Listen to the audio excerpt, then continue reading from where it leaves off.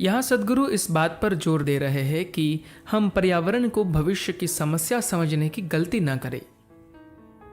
प्राकृतिक वातावरण का स्वरूप हमारे जीवन की गुणवत्ता को भी तय करता है।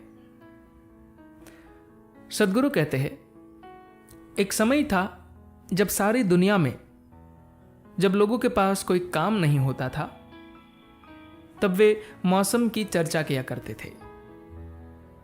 लेकिन आजकल कोई मौसम की चर्चा नहीं करता। आप चाहे जहां जाए, आपकी दादी नानी से लेकर आपके नाती पोतों तक हर कोई केवल अर्थव्यवस्था के बारे में बात करता है। सभी की बातचीत में अर्थव्यवस्था ही मुख्य मुद्दा बन गया है। अर्थव्यवस्था हमारे जीवन जीने की प्रक्रिया का एक अधिक पेचीदा रूप है।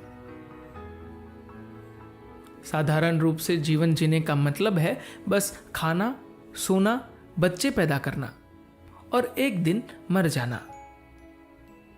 इसे अब बहुत ज्यादा जटिल बना दिया गया है। मैं इसके खिलाफ नहीं हूं, पर लोग सोचते हैं कि अर्थव्यवस्था आज की चिंता है और पर्यावरण भविष्य का मुद्दा है। यह विचार बदलना जरूरी है।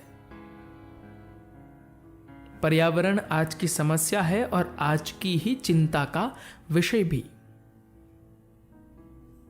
अगर आज हमारा जीवन अद्भुत है तो इसलिए नहीं कि शेयर बाजार में उथल पुथल हो रही है या फिर किसी विशेष देश या समाज में विकास दर का प्रतिशत अच्छा है।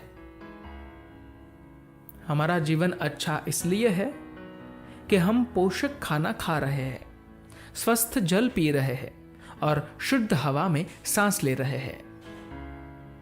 यह पूरी तरह से भुला दिया गया है।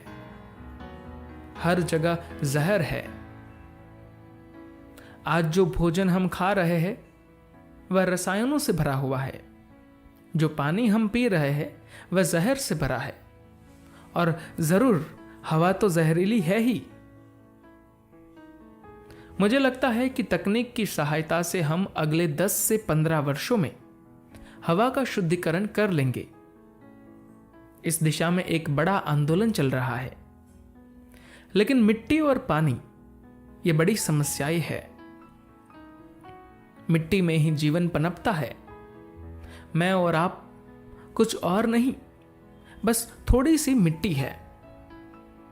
जो मिट्टी थी वह भोजन बन गया, जो भोजन था वह मांस और रक्त बन गया। अगर यह बात हमें आज समझ नहीं आती तो उस दिन समझ में आ ही जाएगी जब हम दफना दिए जाएंगे।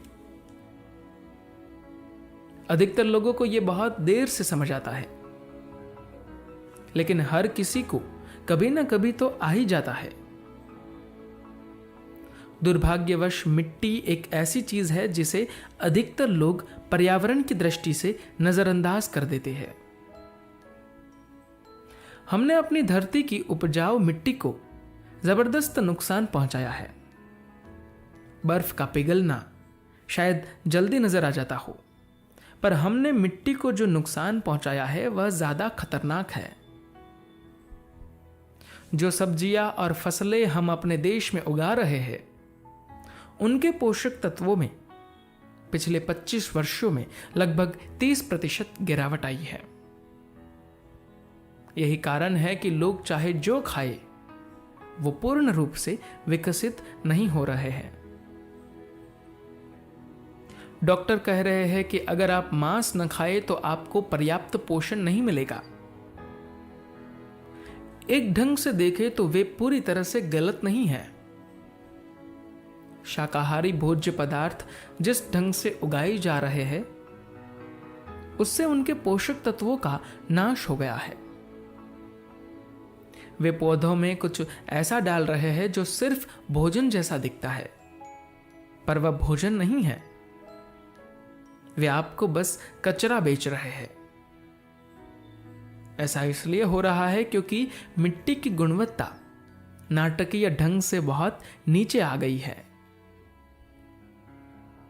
आप अपनी मिट्टी को बस रासायनिक खादों और ट्रैक्टर से समृद्ध नहीं रख सकते। आपको जमीन पर पशुओं की आवश्यकता होती है।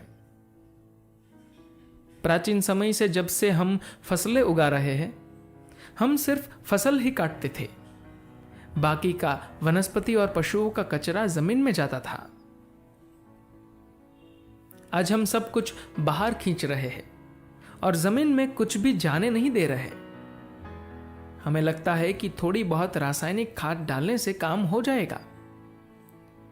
यही कारण है कि भोजन और उनके पोषक तत्वों की गुणवत्ता जबरदस्त रूप से नीचे आ रही है। हमारी भोजन उगाने की योग्यता ही समाप्त हो रही है, क्योंकि हम अपनी उपजाऊ जमीन को रेगिस्तान बनाए जा रहे हैं। हम अपनी उपजाऊ मिट्टी को रेत बना रहे हैं, क्योंकि उसमें कोई जैविक पदार्थ जा ही नहीं रहे हैं। कहीं कोई पेड़ों की पत्तियां या पशुओं का मलमूत्र नहीं है। लगभग 40 साल पहले जब मैं खेती करता था, रासायनिक खाद बनाने वाली कंपनियों के लोग आकर गांवों में किसानों को बताते थे कि रासायनिक खाद के क्या गुण है और ये क्या कर सकती है। वो जो कुछ कहते थे वो मेरी समझ से बाहर होता था। मध्यम संतुलित जलवायु में आप जो रासायनिक खाद मिट्टी में डालेंगे वह वहां 9 से 12 साल तक रहेगी, पर हमारे जैसी उष्णकटिबंधीय जलवायु में यह 3 से 4 महीनों से ज्यादा नहीं रहती। हमारे लोगों में कहीं से यह विचार आ गया कि हम बिना जैविक पदार्थों का उपयोग किए अन्न उगा सकते हैं। यह अविश्वसनीय है। क्या जैविक पद्धति के अलावा किसी और पद्धति से भोजन उगाने का कोई और तरीका है? नहीं, कोई और तरीका नहीं है। आप अपनी उपजाऊ मिट्टी को तभी बचा सकते हैं जब पेड़ों की पत्तियां, वनस्पति कचरा और पशुओं का मल मूत्र उसमें जाएगा।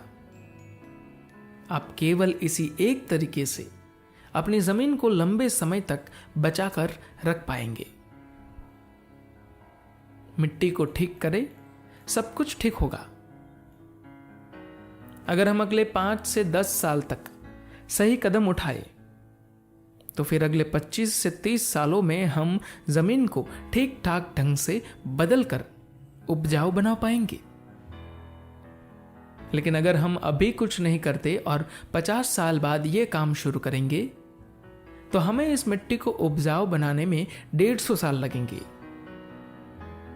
इसका अर्थ यह हुआ कि मिट्टी खराब होने के कारण 4 से 5 पीढ़ियां बहुत ही खराब तरह का जीवन बिताएंगी। यदि हम मिट्टी ठीक कर ले तो पानी अच्छा हो जाएगा, हवा भी शुद्ध हो जाएगी, सब कुछ ठीक हो जाएगा। मिट्टी समृद्ध और उपयोगी होनी चाहिए, क्योंकि हमारा शरीर इसी मिट्टी से बना है। अपने बच्चों के लिए हम जो सबसे अच्छी धरोहर छोड़कर जा सकते हैं वह है समुद्र, मिट्टी और अच्छे पानी का पर्यावरण। सिर्फ मिट्टी की गुणवत्ता बचाकर रखने से इस धरती की और हमारे जीवन की गुणवत्ता बनी रहेगी। धन्यवाद।